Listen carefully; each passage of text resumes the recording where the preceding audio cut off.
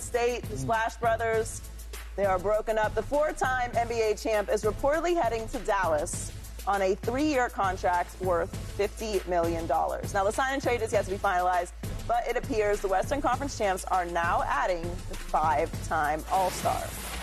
Now, Shady, Warriors are your team, and we'll get to them in a little bit, because I know this hurts. Yeah. I know it hurts. I know it hurts. It's sting a little bit. It is. It's going to look different, for sure. But does Klay Thompson make the Mavs Western Conference favorites? I'm going to say no, not favorites, but it does help out, right? I think from playing with Luka and Kyrie, he's going to get a lot of open shots, right? Hopefully they can get some offensive possessions where they're going through Klay, right? Some pick and rolls and et cetera, coming off screens for Klay. He's used to doing that with the Golden State Warriors. But watching the finals, man, this year, I think they need some more scoring. I think they need one guy on the bench that could come out there and give Luka a blow, right? Give Kyrie Irving a little rest and go out there and score some points. I think if you watch the series, I think some things were lacking was the effort and defense from the Mavs, a lot of that with Luka, but then some of that is scoring. They couldn't keep up the points with the Celtics, so I think that they need one more piece. But this Klay Thompson move is good for them, right? I think he'll have a chance to shoot the ball at a high clip, getting good shots. I think that's the biggest thing when you watch him.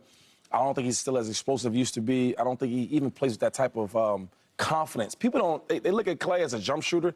Klay had a point in time in his career where he was super confident, a dog on defense and offense. Player. And I think all them injuries, has affected a lot of that as far as just the defensive part of his game. Because he doesn't get looked at as a defender. And he used to defend all the best offensive scorers on the team. So I think he helps out the Mavericks. I hate to see Klay go from the Warriors. He's one of my favorite players, but that's how this game goes. You never finish all the time in the same jersey you started with. It is really crazy to think of him as something other than a Warrior, but I do love this move for the Mavs. The Mavs shot 31.6% from three-point range in the finals. The Celtics made 22 more three-pointers than Dallas did in the series. They shot 68% free throws, which is the worst free throw shooting team in the entire NBA playoffs this year. Klay Thompson just led the NBA by making 93% of his free throws this season, so he adds to that.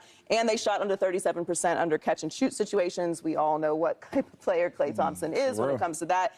That was the fifth worst in the league. So he brings an element to them offensively that I think is actually very crucial. Obviously, he has extensive postseason experience, and he's going to come with a bit of a chip on his shoulder. Yeah, I think so.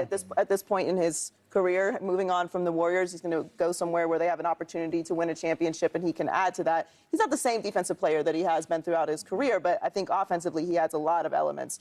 What do you think, James? Does he make them contenders? I love it. I think he does. When you talk about just a perfect fit, I think this is the perfect fit for Klay Thompson. You have two guys that are dominant with the basketball in their hands. When you watch the finals, all we were saying is they needed third scorer. It was so much help on Kyrie and Luka. They had nobody to kick the basketball out to. Now you have Klay Thompson who can space out this floor for Luka and Kyrie Irving and a guy that can knock down shots consistently.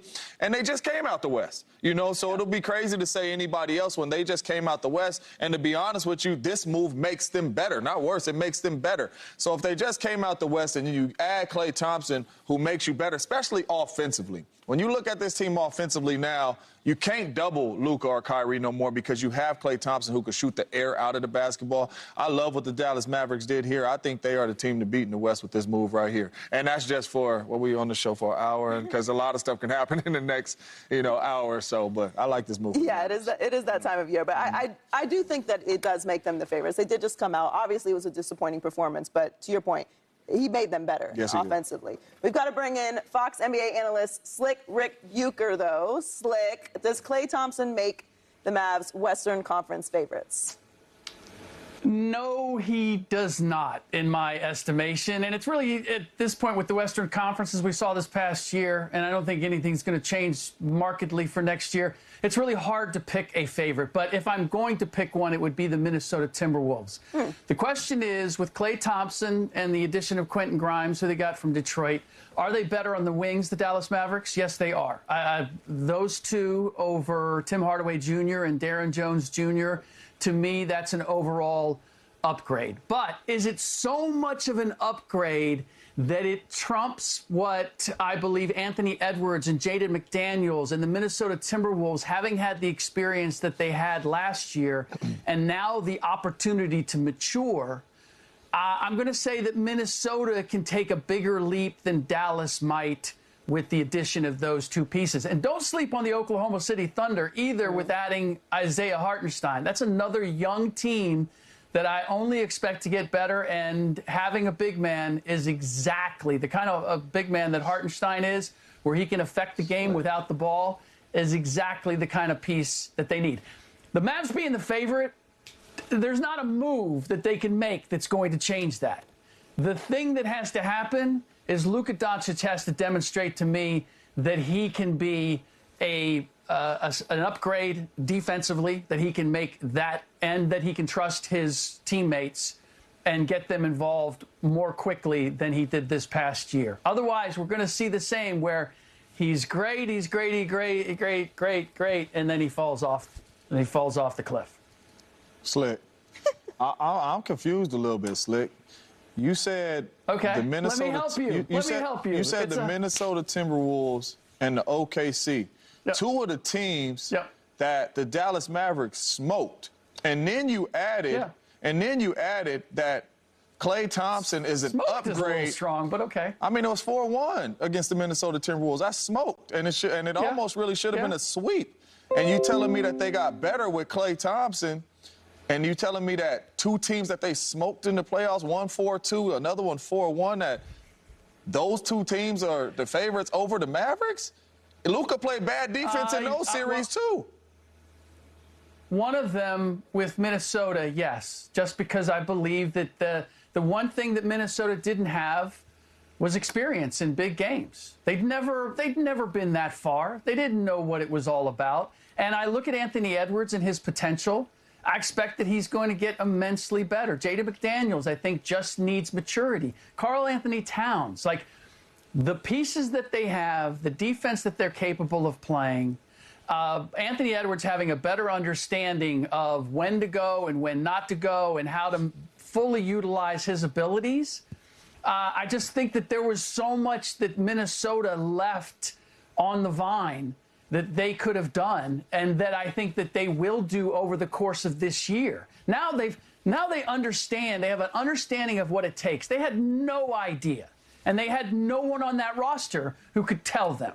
Unlike the Dallas Mavericks with a Kyrie Irving who had won a championship, and a Luka Doncic who had been a champion overseas. So that's why, look, anybody who wants to make the Dallas Mavericks the favorite, I'm not going to argue hard with that. That's why I said at the very beginning, like, it's really hard to pick a favorite.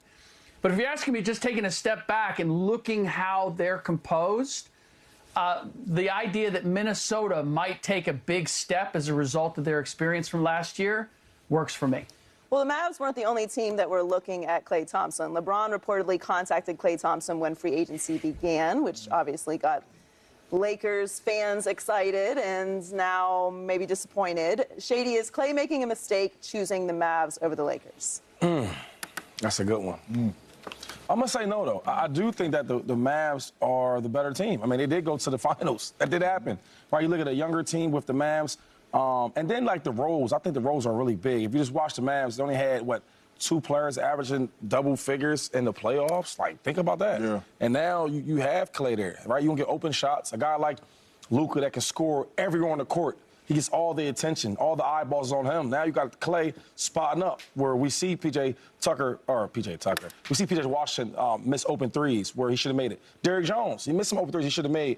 Now you got Klay there to get them shots. So I just love the matchups, man, especially offensively. And then on defense, Klay gonna give you something. Where we watch Luka not give them efforts on defense, where maybe Klay can step in and do that. So I like him going with the Mavs. They did go to the finals, where the Lakers are still trying to find it. And then you add in a new coach, right? Like, all that's going on in L.A., where now in Dallas, you can just play ball with a winning team and hopefully get back to the finals. Yeah, the Mavs is the cleaner option, obviously. The Lakers are going to have a new coach. There's a lot of turnover going on. You're not really sure where they are as an organization. But I will say, selfishly, I would have liked to see LeBron play alongside Klay Thompson. Like, that would have been an interesting combination to watch. You know how LeBron is with shooters. He's a very intelligent player. Klay is as well. So I would have liked to see that. But I do think the Mavs is the cleaner option. James, do you think that Klay's making a mistake choosing the Mavs over the Lakers? No, I agree with both of you guys. I think this was the best fit for him. I mean, when you talk about Luka, you talk about Kyrie, and I understand LeBron is special with shooters around him too, but